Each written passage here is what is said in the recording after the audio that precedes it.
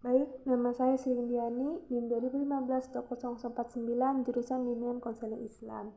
Pada video ini, saya akan membahas 3 teknik umum dalam bimbingan konseling. Mungkin langsung saja kepada pembahasan pertama, yaitu tentang pemberian informasi. Pemberian informasi adalah teknik pemberian penjelasan baik secara lisan maupun tertulis. Pemberian informasi secara tertulis bisa dilakukan lewat papan bimbingan, majalah, template, atau juga bahkan lewat brosur. Untuk pemberian informasi secara lisan bisa diberikan lewat video, audio, atau juga bisa lewat film. Ini juga bisa diartikan sebagai kegiatan pemberian pemahaman kepada individu-individu yang berkepentingan. Adapun syarat pemberian informasi yaitu informasi harus diminta oleh klien itu sendiri. Karena pada dasarnya di sini namanya saja pemberian informasi, bukan memberikan informasi. Kemudian pemberian informasi juga ada 3 pola. Yang pertama, pemberian informasi tentang diri klien, yang artinya informasi yang diminta itu seputar tentang diri klien tersebut saja. Kita bisa ambil contoh, misalnya klien bertanya kepada konselor. Misalnya, Bu, saya sebulan lagi ada sidang skripsi, tetapi saya gugup. Apakah nanti saya akan lulus atau tidak ya, Bu? Nah, itu bisa menjadi salah satu dari pola pemberian informasi tentang diri klien. Kemudian yang kedua yaitu pola pemberian informasi yang bersifat umum, artinya di sini apa saja bisa ditanyakan atau hal random. Kita bisa ambil contoh, misalnya klien bertanya kepada konselor, misalnya, Bu, saya punya teman, dia punya sakit gigi.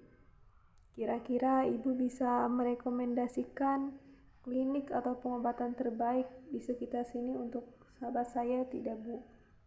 Itu juga bisa menjadi salah satu contoh dari pola pemberian informasi yang bersifat umum.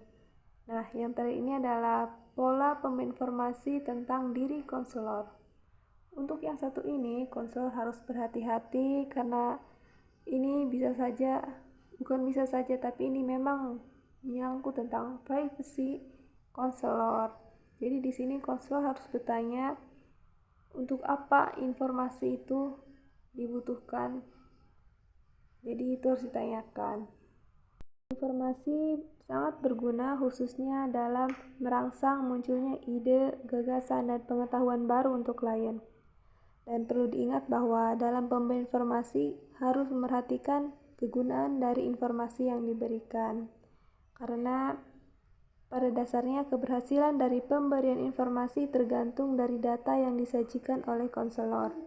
Yang artinya semakin baik dan semakin banyak data yang dimiliki oleh konselor, maka bisa dipastikan bahwa informasi yang diberikan akan tepat dan berguna. Begitu juga sebaliknya, apabila konselor tidak memiliki data dan informasi yang kurang banyak atau tidak cukup, maka bisa dipastikan bahwa informasi yang diberikan akan tidak tepat sasaran dan tidak berguna. Kemudian, apabila informasi yang diberikan tepat dan berguna, ini akan membantu secara sugestif, menggali dan memberikan pemahaman baru terhadap klien. Dan selanjutnya akan membantu dalam perkembangan klien nantinya. Tujuan dari pemberian informasi yaitu untuk memberikan pengetahuan kepada klien sehingga klien memiliki wawasan terutama yang menyangkut dalam pengentasan permasalahannya. Yaitu menyimpulkan. Menyimpulkan adalah teknik menyatukan semua yang telah dibicarakan, semua bagian tertentu, artinya hanya pokok-pokoknya saja atau seluruh pembicaraan selama proses konseling.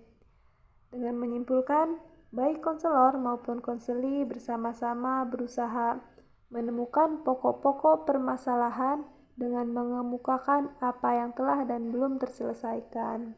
Untuk tujuan dari menyimpulkan yaitu agar klien dapat mengambil kilas balik dari hal-hal yang telah dibicarakan, kemudian mempertajam fokus diskusi, meningkatkan kualitas diskusi, dan menyimpulkan kemajuan di setiap akhir konseling.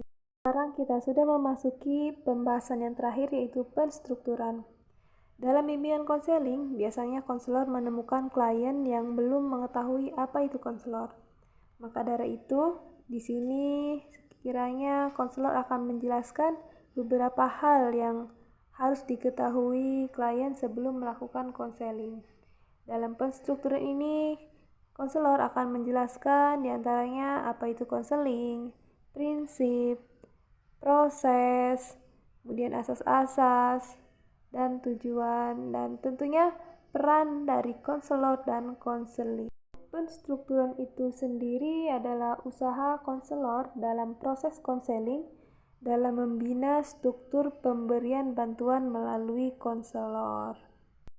Penstrukturan ini bisa dilakukan di sepanjang proses konseling karena pada dasarnya proses konseling mulai dari awal sampai akhir tidak terlepas dari yang namanya penstrukturan.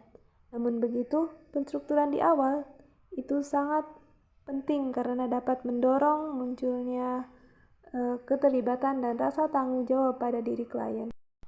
Kemudian fungsi dari penstrukturan yaitu fungsi fasilitasi yang di sini artinya yaitu untuk memfasilitasi munculnya rasa tanggung jawab, komitmen atau partisipasi aktif konseli dalam proses konseling.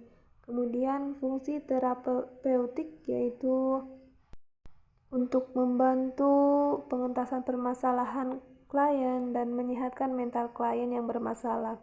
Dan yang terakhir yaitu fungsi protektif, yaitu untuk melindungi dan memberikan rasa nyaman kepada klien selama proses konseling dan tentunya menjaga kerahasiaan. Bentuk-bentuk penstrukturan yang pertama ada time limit. Ini lebih ke batas-batas waktu konseling. Kemudian action limit ini cenderung ke batasan-batasan perilaku yang boleh dan tidak boleh dilakukan. Kemudian rule limit yaitu setting konseling. Dan yang terakhir problem limit yaitu di sini lebih mengutamakan permasalahan-permasalahan yang lebih utama ketimbang permasalahan-permasalahan yang lain. Terakhir adalah tujuan penstrukturan yaitu untuk memberikan penjelasan terkait peran konselor dan peran konseli dalam proses konseling yang akan dijalani klien nantinya. Baik, mungkin hanya ini yang bisa saya sampaikan. Mohon maaf bila ada kekurangan. Wassalamualaikum warahmatullahi wabarakatuh.